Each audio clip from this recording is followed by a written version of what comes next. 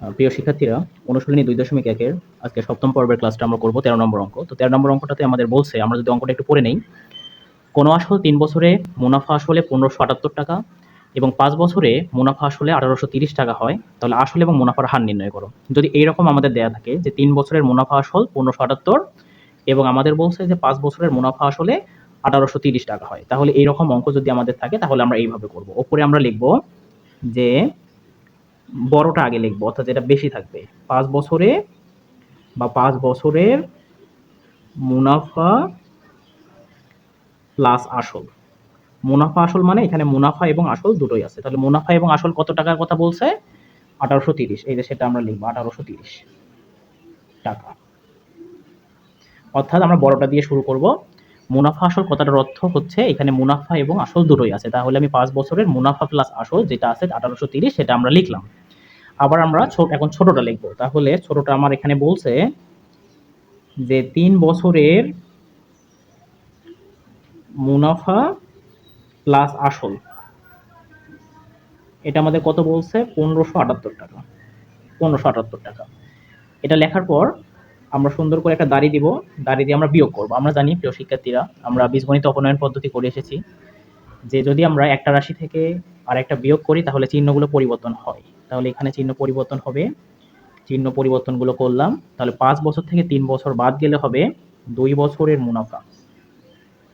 ২ বছরের মুনাফা কথাটা লিখলাম, আর এখানে প্লাস আসল আর মাইনাস আসল আমরা কাটা দিব। তাহলে এখানে ১৮৩০ থেকে ১৫৭৮ বিয়োগ করলে ১০ থেকে ৮ গেলে হবে ২, হাতে থাকবে ১, ৮। ৮ আছে ১৩ মিলাইতে, ৮, ৯, ১০, ১১, ১২, ১৩, ৬, হাতে থাকবে কত? ১। ৫ এর একে ৬, ৮ থেকে ৬ গেলে হবে ২। তাহলে কত টাকা হচ্ছে আমার? সরি, এখানে ১০ থেকে ৮ গেলে হবে ২, হাতে থাকবে ১, ৮। ৮ আছে ১৩ মিলাইতে, ৮, ৯, ১০, ১১, ১২, ১৩, এটা হবে ৫। তাহলে কত টাকা হবে? ২৫২ টাকা। তাহলে ২ বছরের মুনাফা হচ্ছে ২৫২ টাকা। ওকে, ২ বছরের মুনাফা আমাদের বের বের হয়েছে ২৫২ টাকা। এখান থেকে যদি আমরা ১ বছরের মুনাফা বের করি তাহলে আমরা এইভাবে লিখতে পারি, সুতরাং ১ বছরের মুনাফা হবে ২৫২ ভাগ হচ্ছে ২ টাকা। অর্থাৎ এটাকে যদি আমরা ভাগ করি তাহলে আমরা যদি প্রথমে ২ কে দেই তাহলে ২ কে ২, ৫ এর মধ্যে ২ হচ্ছে ২ বার যায়, ২ দোকানো ৪, হাতে থাকবে হচ্ছে ১, ২ এর সামনে ১ এসে হবে ১২, তার মানে হবে ৬। তাহলে ১২৬ দোকানো হচ্ছে ২৫২, তাহলে ১ বছরের মুনাফা আমরা পাইলাম হচ্ছে ১২৬ টাকা। ওকে, এখন ১ বছরের মুনাফা ১২৬ টাকা বের হয়েছে, তাহলে আমরা এটা দুইভাবে অঙ্কটা করতে পারি। আমরা এখানে প্রিয় শিক্ষার্থীরা, আমরা যদি ৩ বছরটাকে নিয়ে করি তাহলে আমরা এখন ৩ বছরের মুনাফা বের করব। যদি ৫ বছরেরটাকে এই অঙ্ক থেকে আমরা যদি আসলটা বের করি, মানে এই পার্টটা থেকে যদি আমরা আসলটা বের করি তাহলে ৫ বছরের মুনাফা বের করব। তাহলে আমাদের প্রথমটা থেকে আমরা বের করি, যে কোনো একটা থেকে বের করলেই কিন্তু হবে। আমি আরেকবার বলতেছি, আবারও বলতেছি। তাহলে এখানে আমার ১ বছরের মুনাফা হয়েছে ১২৬ টাকা। তাহলে সুতরাং ৩ বছরের মুনাফা, ১ বছরের মুনাফা যদি ১২৬ টাকা হয় তাহলে ৩ বছরের মুনাফা অবশ্যই বেশি হবে। তাহলে ১২৬ গুণন হচ্ছে ৩। তাহলে ১২৬ এর সাথে ৩ গুণ করলে কত হবে? ৩ ৬ ১৮, ৮, হাতে থাকবে হচ্ছে ১, ৩ দোকানো ৬ এর একে ৭, ৩ অক্ষে ৩, ৩৭৮ টাকা। ওকে, তাহলে ৩ বছরের আমরা মুনাফা পাইলাম হচ্ছে ৩৭৮ টাকা এবং ৩ বছরের মুনাফা আসল আমাদের ১৫৭৮। তাহলে এই ৩ বছরের মুনাফা আসল ১৫৭৮ থেকে যদি আমরা ৩ বছরের মুনাফা ৩৭৮ বাদ দেই তাহলে বাকি যে টাকাটা সেটা হচ্ছে আমাদের আসল হবে। তাহলে সুতরাং আসল সমান,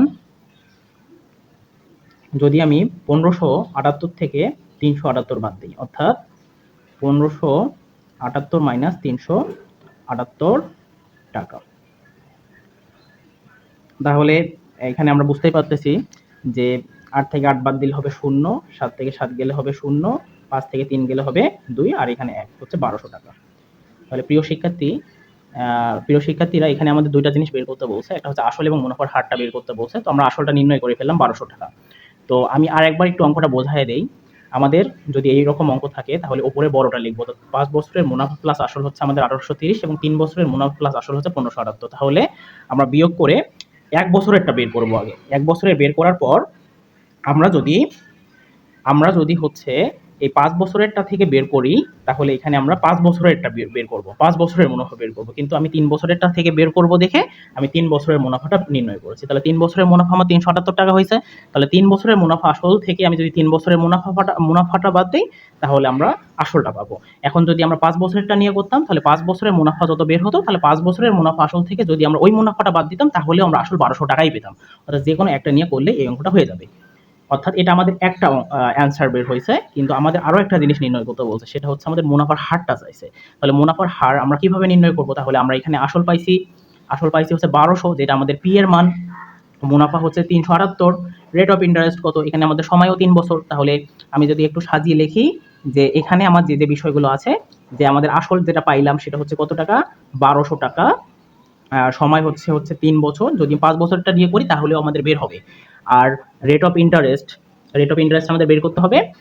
তাহলে এখন আমাদের মুনাফা আয় সমান হচ্ছে 378 টাকা, অর্থাৎ রেট অফ ইন্টারেস্ট আর সমান কত, এটা এখন আমরা সুন্দর করে বের করব। ওকে, তাহলে এখন আমরা জানি যে আর সমান হচ্ছে, যে কোনো একটা বের করতে চাইলে আয়ের সাথে 100 গুণ হবে, এবং নিচে হবে হচ্ছে পিএন, আর এর জায়গায় আর চলে গেছে, তার মানে নিচে হচ্ছে পিএন। ওকে, তাহলে আয়ের মান হচ্ছে এখানে আমাদের 378 গুণন 100, আমাদের আসল হচ্ছে 1200, এবং সময় হচ্ছে আমাদের 3 বছর। ওকে, যদি আমরা এটা একটু কাটাকাটি করি, তাহলে এই শূন্য কাটবো, এই শূন্য কাটবো। এখানে যদি আমি 3 দ্বারা 378কে ভাগ দিই, তাহলে 3 কে 3 একবার যায়, 3 দোকানো 6, 7 এর মধ্যে 2 বার যায়, হাতে থাকবে 1, 7 মিলে 4 থাকবে 1, এই 1 8 এর সামনে এসে হবে 18, 3 6 হচ্ছে 18। এখন যদি এখানে আমাদের যেটা বাকি থাকলো সেটা হচ্ছে উপরে 126, নিচে হচ্ছে 12, এটা বিভাজ্য হবে না। তাহলে আমরা যদি এরকম করে ভাগ দিয়ে দেই, তাহলে 126কে যদি 12 দ্বারা ভাগ করি, তাহলে 12কে 12, এখানে যদি আমি হচ্ছে মিলে গেল, যদি 6টা আমি কেটে নামাই, তাহলে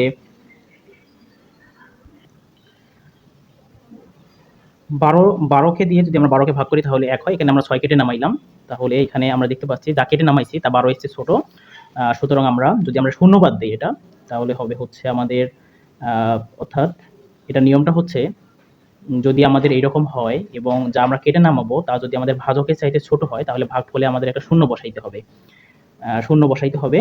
এখন এখানে আমরা একটা দশমিক বিন্দু নিব, দশমিক বিন্দু নিয়ে আমরা আরেকটা এক্সট্রা শূন্য নিয়ে আসবো। তাহলে আমাদের 12কে দিয়ে 60-এর মধ্যে 5 বাদ যাবে, অর্থাৎ 5 12 হবে 60। তাহলে আমাদের রেট অফ ইন্টারেস্ট হবে 10.5%। এটাই হচ্ছে আমাদের রেট অফ ইন্টারেস্ট। এই ভাগটা বোঝার ক্ষেত্রে আমরা যদি আরেকটু এভাবে দেখি, যে যখন আমাদের এই 12কে দিয়ে 126কে আমরা ভাগ করতেছি, যদি আমাদের একবার যায় 12-র মধ্যে, তাহলে 12কে 12, এখানে তো শূন্য হয়ে যাচ্ছে, তাহলে আমাদের কেটে নামতেছে 6। তাহলে এখন 12 এবং 6, তাহলে এখানে আমাদের হচ্ছে যেটা দিয়ে ভাগ করতেছি সেটাই হচ্ছে আমাদের বড়। সুতরাং যদি আমরা ভাগও দেই, তাহলে আমাদের শূন্য বাদ যাবে, যে 12 শূন্য, এখানে আমরা শূন্য নামাইতে পারবো। তাহলে এখানে 6 নামতেছে। এখন আমরা একটা দশমিক বিন্দু যোগ করে একটা এক্সট্রা শূন্য নিব, তাহলে আমাদের 60 হচ্ছে, এবং 12কে দিয়ে 60কে যদি আমরা ভাগ করি, তাহলে 5 বাদ যায়, অর্থাৎ 5 12 হচ্ছে আমাদের 60। আশা করি আমরা ভাগটা বুঝতে পেরেছি। তাহলে প্রিয় শিক্ষার্থীরা, আমাদের মুনাফার হার বের হচ্ছে 10.5%, এবং আমাদের আসলটা বের হচ্ছে 1200 টাকা। আমি আরো একবার কথাটা বলছি, আমরা এটা হচ্ছে 3 বছরেরটা দিয়ে করছি। যদি আমরা 5 বছরেরটা দিয়ে করতাম, তাহলে এখানে 5 বছরের মুনাফা বের করে 5 বছরের যে মুনাফা আসল সেটা থেকে আমরা বিয়োগ দিতাম। তাহলে 2 পদ্ধতিতেই অঙ্কটা করা যেতে পারে। আশা করি সবাই আমরা বুঝতে পেরেছি। সকলকে ধন্যবাদ।